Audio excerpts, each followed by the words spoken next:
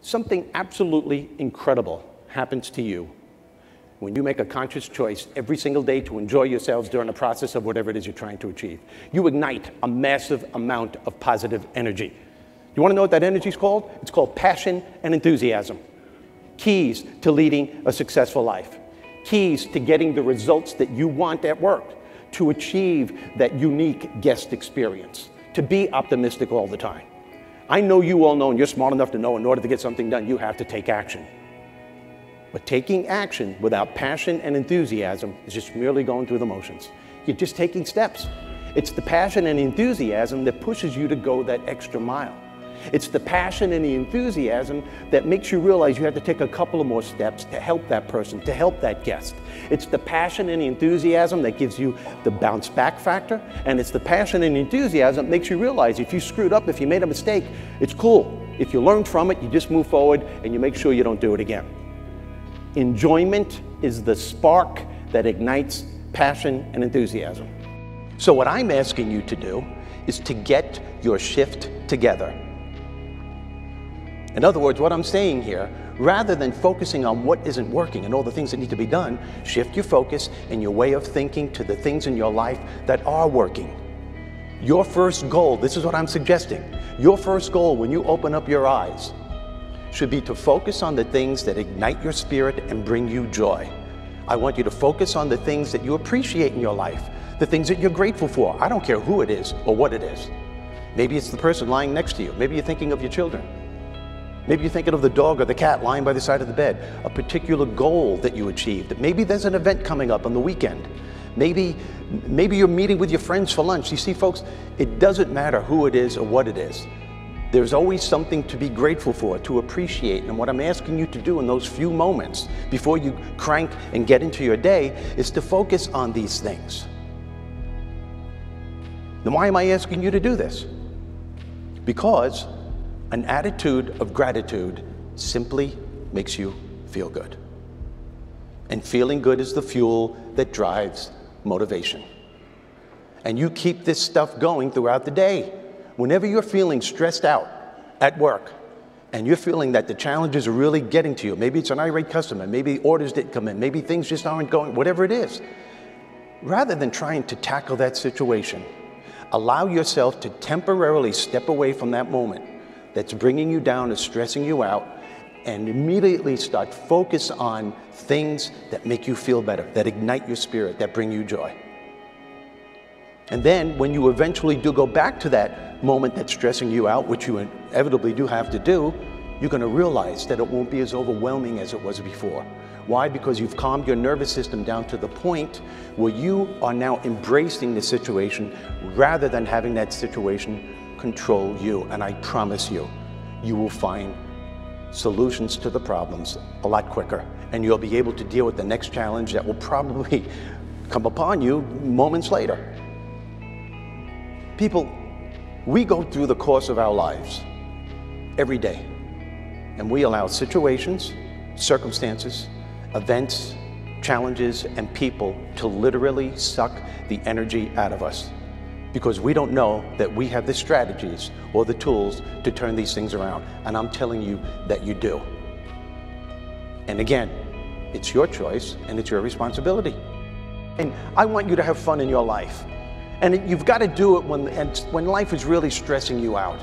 It's there, it's going to happen. You're going to have challenges, you're going to have problems. That's why we're here on this planet. You are here to experience, to learn, to grow, and to become. How you experience everything in your life, including your challenges, will determine what you learn. What you learn will determine how you grow. How you grow will determine who you become as a person. You want to become the best person that you can be. Humor nips negative thought patterns in the bud before emotional havoc blossoms. And that's what you want to do. You want to take more control. Nothing can help you to enjoy your life more than unleashing the power of your humor being. And unfortunately, enjoyment today is something that most people leave by the wayside,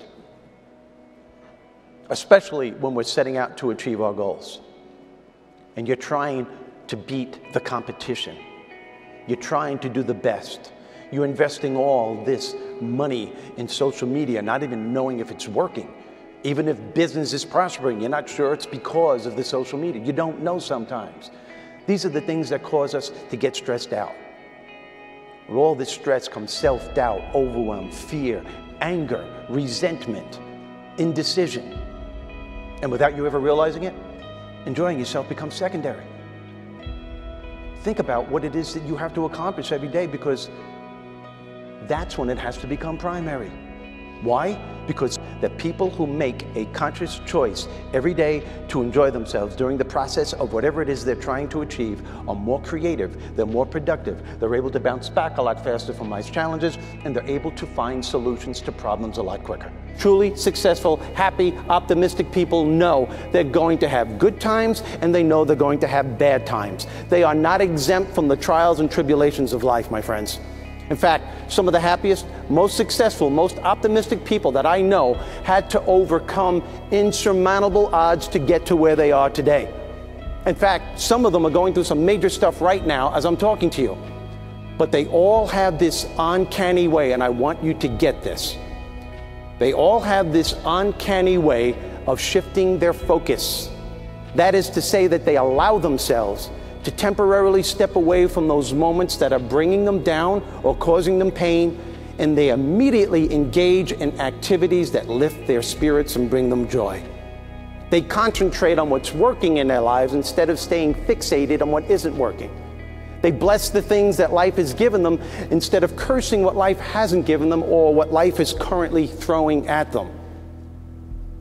And they all have this magical way, that's the best word to use, this magical way of finding the laughter in between the tough times. Listen to me, my friends. We all have the power to do this. You all have the power to do this. This is what I call a power shift in focus. A power shift in focus replenishes your spirit.